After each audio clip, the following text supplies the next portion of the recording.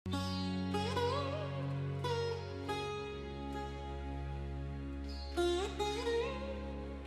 दिन मित्रसेन नाम का एक व्यक्ति राजा के दरबार में आया और महाराज को प्रणाम करके कहने लगा, महाराज, आप मुझे अपनी सेवा में रख लीजिए। आप जो भी कहेंगे मैं वो करने को तैयार हूं। तुम्हारे अंदर कोई गुण अच्छा हो तो बताओ। बिना गुणों के मैं किसी व्यक्ति को अपने दरबार में नहीं रखता। महाराज, मैं आपको दो बातों का विश्वास दिलाता हूं।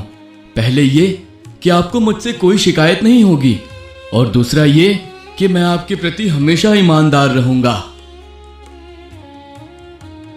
तो राजा ने ध्यान से उस व्यक्ति को देखा तो वो व्यक्ति महाराज को जंच गया।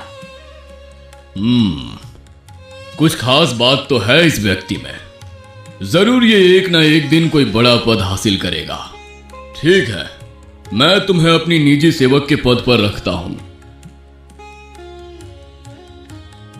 मित्रसेन को महाराज के दरबार में रहते हुए अभी कुछ ही समय हुआ था कि उसने अपनी प्रतिभा से महाराज का दिल जीत लिया, लेकिन बाकी सभी दरबारियों को मित्रसेन से ईर्ष्या होने लगी।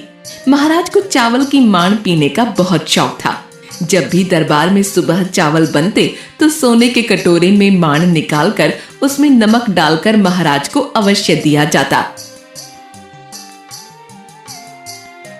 सुनो मित्रसेन, जाकर महाराज को सूचना दे दो कि आकर माड़ पी लें, नहीं तो ठंडा हो जाएगा और बेस्वाद हो जाएगा। ठीक है, मैं अभी महाराज को बताकर आता हूं। मित्रसेन तुरंत महाराज को बुलाने दरबार चला आया तो वहां देखा कि राजा दूसरे नगरों के दूतों के साथ वार्ता कर रहे हैं। उसने महाराज को बीच में टोकना ठीक नहीं समझा।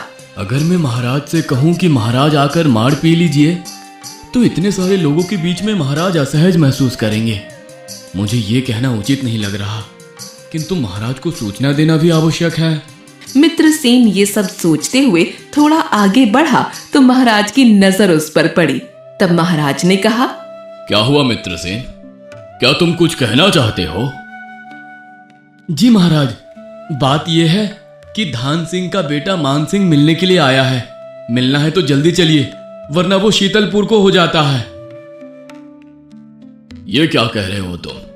साफ साफ कहो, क्या कहना चाहते हो? महाराज, मैं सत्य कह रहा हूं। धान सिंह का बेटा मान सिंह आपसे मिलने के लिए आया है। मिलना है तो जल्दी चलिए, वरना वो शीतलपुर को हो जाता है। धान सिंह का बेटा मान सिंह? अच्छा, ये मार की बात कर रहा है। अच्छा, वो धान सिंह का बेटा मान सिंह, उसे रुकने के लिए कहो, मैं अभी आता हूं। मित्रसेन वहां से रसोई घर की तरफ चल दिया और महाराज भी रसोई घर गए और गरम गरम मांड पिया। महाराज को मित्रसेन की ये चतुराई भा गई। जब अगली सुबह हुई तो महाराज ने घोषणा की,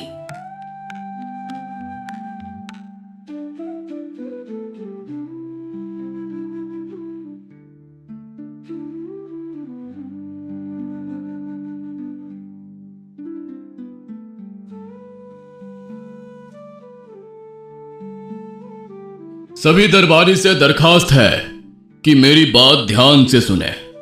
मैं मित्रसेन को मंत्री के पद पर नियुक्त करता हूं। अब मित्रसेन भी दरबार में शामिल हो सकता है।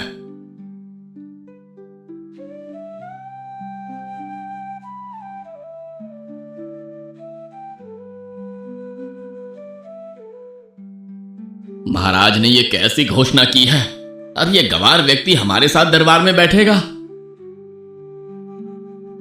अभी मित्रसेन को मंत्री पद पर नियुक्त हुए कुछ ही दिन हुए थे कि महल में एक बहरूपिया आया।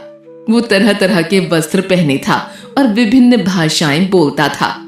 वो जहां की भाषा बोलता वहीं का रहने वाला मालूम पड़ता।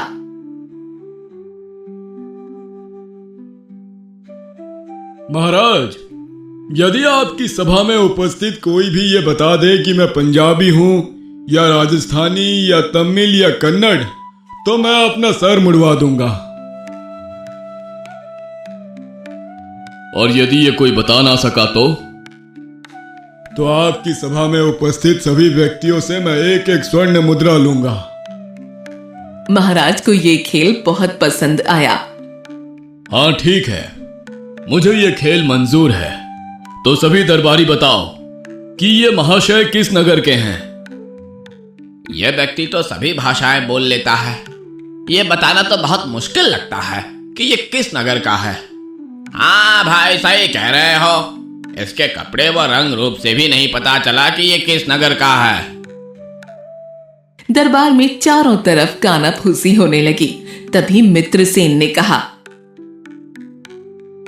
महाराज, यदि बहरूपी महाशय हमें एक दिन का समय दें तो बहुत अच्छा होगा। मैं कल अवश्य बता दूंगा कि ये महाशय किस प्रदेश के निवासी हैं। ठीक है, मुझे ये मंजूर है। मैं एक दिन का समय देता हूं। उस बहरूपिये की रात गुजारने की व्यवस्था दरबार में ही कर दी गई। सभी सोने चले गए। जब सुबह सभा लगी तो सभी पुनः एकत्रित हुए।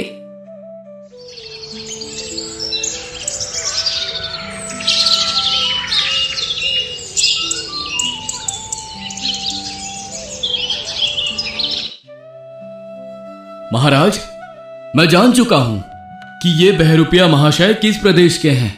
ये गुजरात के निवासी हैं महाराज। अगर आपको यकीन ना हो तो आप इन्हीं से पूछ लीजिए।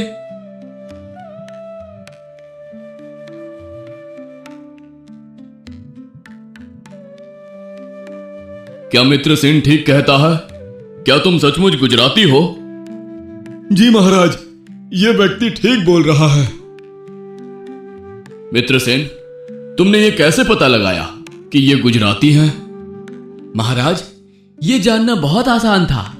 मनुष्य क्यों ना कितनी भी भाषाएं जानता हो, लेकिन जब कोई संकट आता है या कोई बात अचानक से याद आ जाती है तो मनुष्य हमेशा अपनी ही भाषा बोलता है। इस बात का क्या मतलब है मित्रसेन? महाराज, इन महाशय के साथ भी कुछ ऐसा ही हुआ कल रात। जब ये सो रहे थे तो मैं इनके कक्ष में गया और एक डंडे से इन पर वार करने का प्रयास किया तो इन्होंने बोला सूछ है। इसका मतलब था कौन है। इनकी बात सुनकर मैं जान गया कि ये गुजराती बोल रहे हैं, इसीलिए ये गुजरात से हैं। मित्रसेन की बात सुनकर सभी दरबारी और महाराज प्रसन्नता से खिल उठे। लेकिन कुछ दरबारियों को मित्रसेन से और ईर्ष्या होने लगी। एक दिन एक दरबारी महाराज के पास जाकर बोला, महाराज, आप मित्रसेन को जितना योग्य समझते हैं वो वैसा नहीं है। वो आपके भरोसे के लायक नहीं, वो बहुत मतलबी है। नहीं नहीं, ऐसा नहीं है। मित्रसेन बहुत तेज दिमाग और अक्लमंद व्यक्ति है। महाराज, वो बहुत ही अनुभवहीन व्यक्ति है।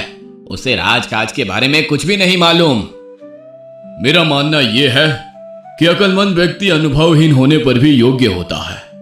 वो अपनी बुद्धि से हर समस्या का समाधान निकाल सकता है। महाराज, दरबार में ऐसे कई मंत्री व दरबारी हैं जो बुद्धिस्ट हैं। ठीक है महामंत्री जी, आप जिन जिन लोगों को योग्य समझते हैं उन्हें बुलाइए। हम मित्रसेन के साथ सबकी परीक्षा लेंगे। जैसी आपकी आज्ञा महाराज। ये कहकर प्रधानमंत्री जी वहां से चले गए और अगले दिन अपने 2 होशियार मंत्रियों को लेकर सभा में उपस्थित हुए। वहां पर मित्रसेन भी उपस्थित थे।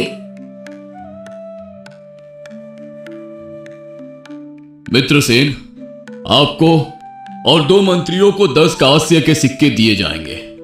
इन सिक्कों के बदले आपको 100 सोने के सिक्के लेकर आने हैं। क्या आपको ये मंजूर है? जी हुजूर, हमें मंजूर है। जी हुजूर, हमें भी मंजूर है। महाराज ने दोनों मंत्रियों और मित्रसेन को 10-10 कांस्य के सिक्के दिलवा दिए, जिसे लेकर सभी अलग अलग नगरों में चले गए। मित्रसेन बहुत धनी लोगों की नगरी में गया।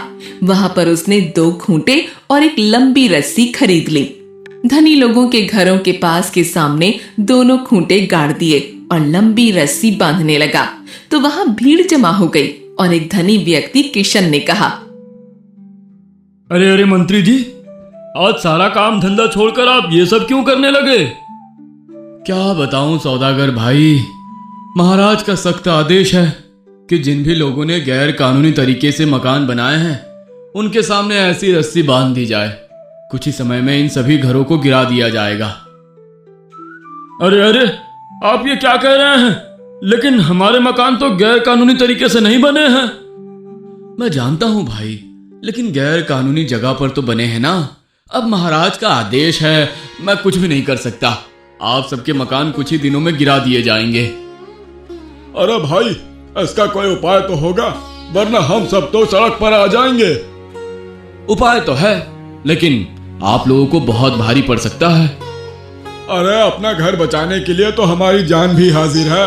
आप बताइए तो सही, क्या उपाय है? जिनके पास शाही कांस्य के सिक्के होंगे उनके घर नहीं गिराए जाएंगे। लेकिन शाही कांस्य के सिक्के हमें मिलेंगे कहाँ? वो कांस्य के सिक्के मेरे पास मिल सकते हैं, लेकिन उनके लिए आप लोगों को भारी कीमत चुकानी होगी। आप बताइए तो सही, हमें इसके लिए कितना धन देना होगा? एक कांस्य के सिक्के के बदले 10 सोने के सिक्के। हमें कोई आपत्ति नहीं है, हम एक कांस्य के सिक्के के बदले 10 सोने के सिक्के देने के लिए तैयार हैं। मित्रसेन ने वो कांस्य के सिक्के उन धनी लोगों में बांट दिए और उनसे 10-10 सोने के सिक्के इकट्ठे करके महल की ओर चल दिया। कुछ ही दूरी की यात्रा तय करके वो महल जा पहुंचा और महाराज के सामने उपस्थित हुआ। तब तक वो दोनों अन्य मंत्री भी महल पहुंच चुके थे। महाराज ने उन मंत्रियों से पूछा,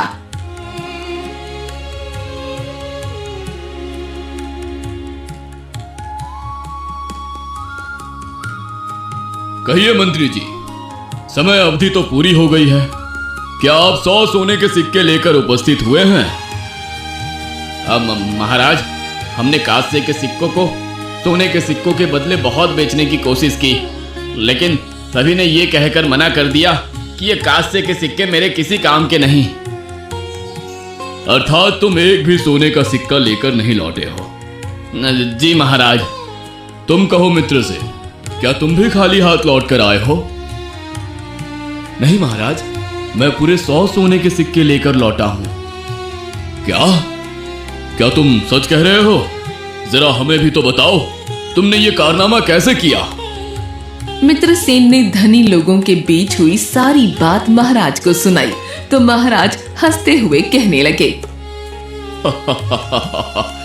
देखा महामंत्री जी, मैंने कहा था ना कि अक्लमंद व्यक्ति अनुभवहीन होने पर भी योग्य होता है।